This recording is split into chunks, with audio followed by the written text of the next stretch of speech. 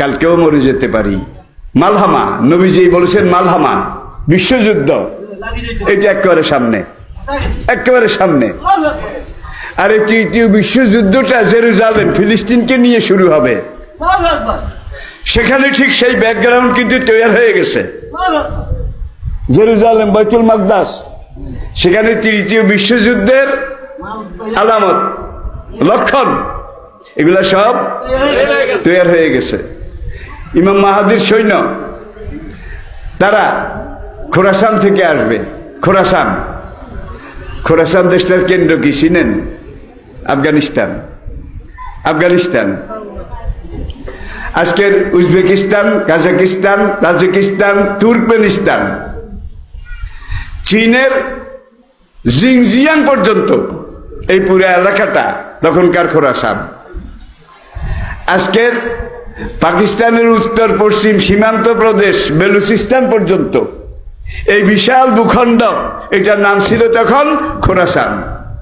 আফগানিস্তান ব্রিটিশরা দখল করেছিল। ব্রিটিশ দখল করে দখলে রাখতে পেরেছে? পেরেছে? পারে নাই। 20 দাঁত ভাঙিয়ে হালাইছে আফগানের মুসলমানরা। এরপর আফগানিস্তান দখল করেছিল রাশিয়া। ভুলে গেছেন বোধ হয়।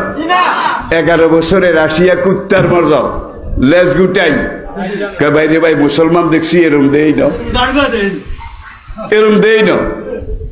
আর তারা সংখ্যায় অল্প, আমেরিকার সৈন্যের তুলনায়, রাশিয়ার সৈন্যের তুলনায় তালেবান এটা কিছুই না, হিসাবেরই জিনিস না। কিন্তু আপনারা দেখেছেন তারা পাহাড়ের গুহায় পলায়। এই সামান্য নিজেদের তৈরি ক্ষেপণাস্ত্র, মিসাইল নিজেদের তৈরি। যখনই একটা শত্রুর বিমান আসে তারা পাহাড়ের ভিতর থেকে বাইরে হয়।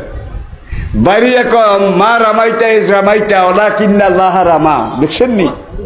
কে নবী, আপনি যখন বালু মেরেছেন কবরের দিকে, আপনি বালু মারেন নাই, এই বালু আমি আল্লাহ মারছি। নাসরুম মিনাল্লাহি ওয়া ফাতহুন কারীব, আলা ইন্না হিজবাল্লাহি হুমুল গালিবুন।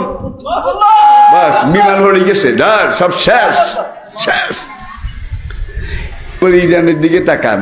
আমেরিকা বর্তমানে একটা দেশকে ভয় করে, সেই দেশটার নাম ইরান। ঠিক নেই?